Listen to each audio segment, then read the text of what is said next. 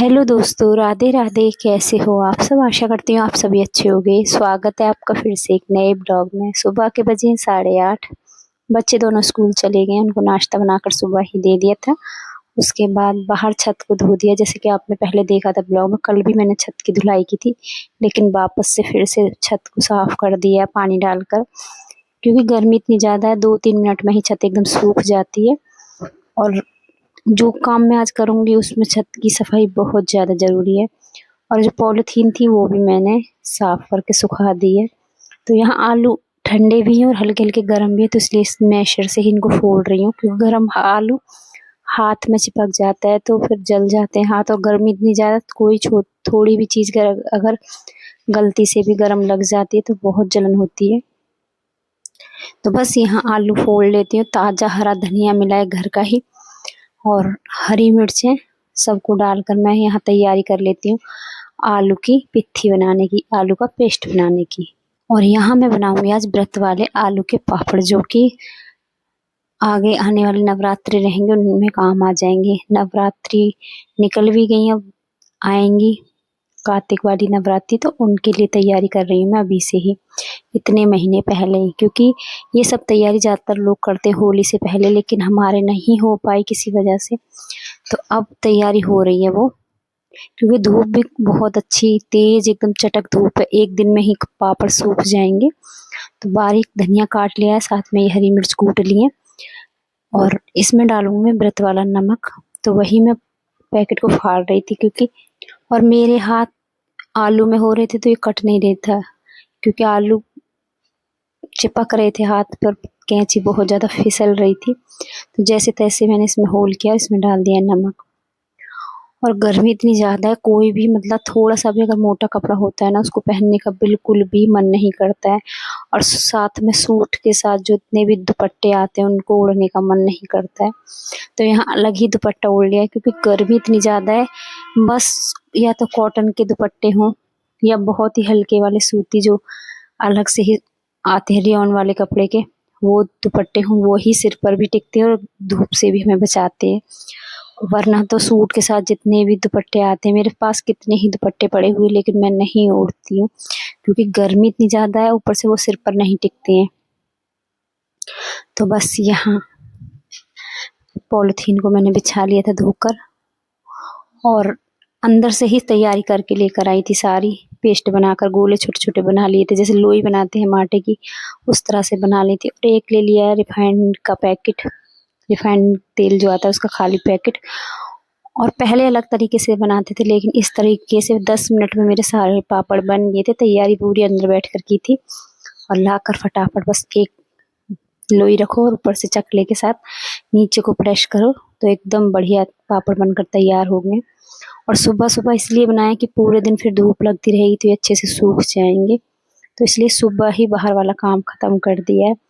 तो बाहर के जो पापड़ का काम था वो तो हो गया है। 2 बार मैं बनाऊंगी, एक बार मैं नहीं बना पाऊंगी, क्योंकि इतना बड़ा बर्तन भी नहीं है मेरे पास कि इतने आलू उबालो, फिर झंझट ही रहता है। इसलिए थोड़े थोड़े करके 2 बार मैं बनाऊंगी। एक बार मैं व्रत वाले बनाऊंगी, एक बार मैं कोशिश करूंगी बच्चों के लिए अलग से ही बनाऊंगी।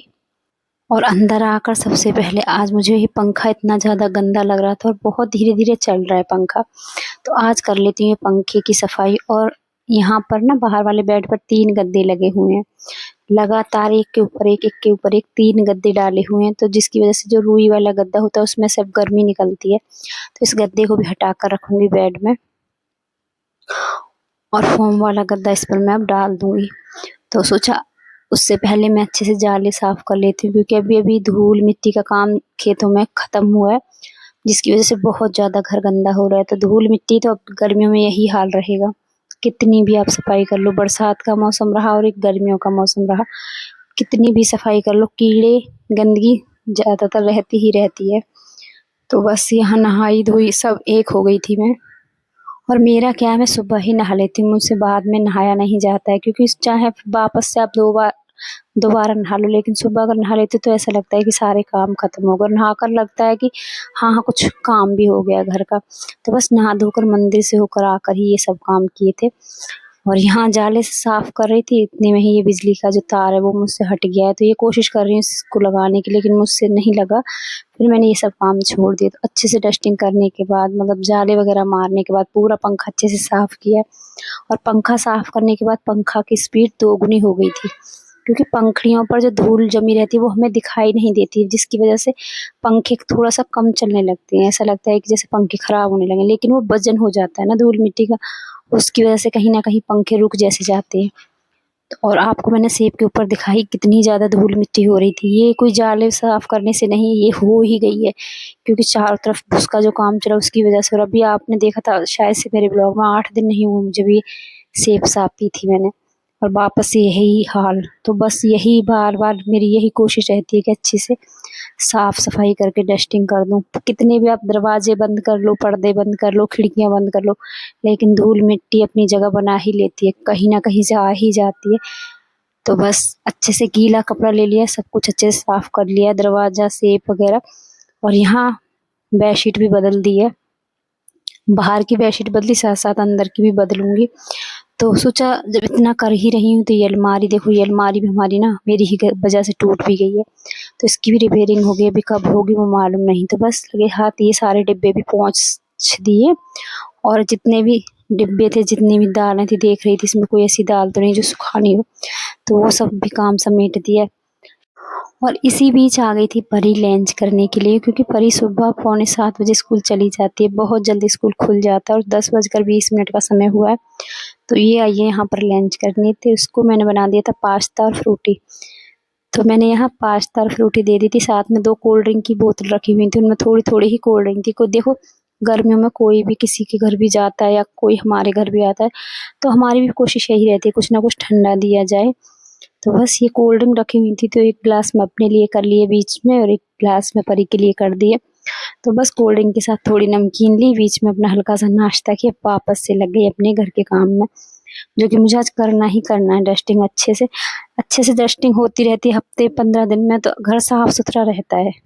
तो बस ये जाले वगैरह अच्छे से साफ हो गए, धूल मिट्टी साफ हो गई, क्योंकि घड़ी के आसपास भी बहुत ज़्यादा धूल जम गई थी। और यहाँ मैं कर रही थी जो पोस्टर लगा हुआ था लक्ष्मी जी का, उसको साफ, लेकिन वो टूट कर नीचे गिर गया। तो फिलहाल तो अभी मैंने साफ करके उसको रख दिया है, बाद में इसको लगा दूंगी, पिन वगैरह के साथ एडजस्ट करना होगा। तो बस डस्टिंग तो अब यहाँ अच्छे से हो गई है। अब धुलाई कर लेती हूँ, क्योंकि धुलाई करने के बाद जो रौनक आती है ना घर में, एकदम चमक जैसी आने लगती है, और मन भी खुश हो जाता है कि सफाई अच्छे से हो गई। तो बेडशीट भी निकाल दी, और पूरी अच्छे से डस्टिंग होने के बाद मैंने यहाँ की धुलाई भी कर दी है। और अब यहाँ की धुलाई होने के बाद अंदर की कमरे की जो बेडशीट है वो निकालूंगी, और बेडशीट बिछाकर उसके बाद जाऊंगी मैं वापस से नहाने, क्योंकि अब तक बहुत ज़्यादा धूल हो गई थी। और फिर करेंगे खाने की तैयारी। तो चलो आज का ब्लॉग अब यहीं पर समाप्त करते हैं, मिलते हैं अगले ब्लॉग में। तो तब तक के लिए राधे राधे।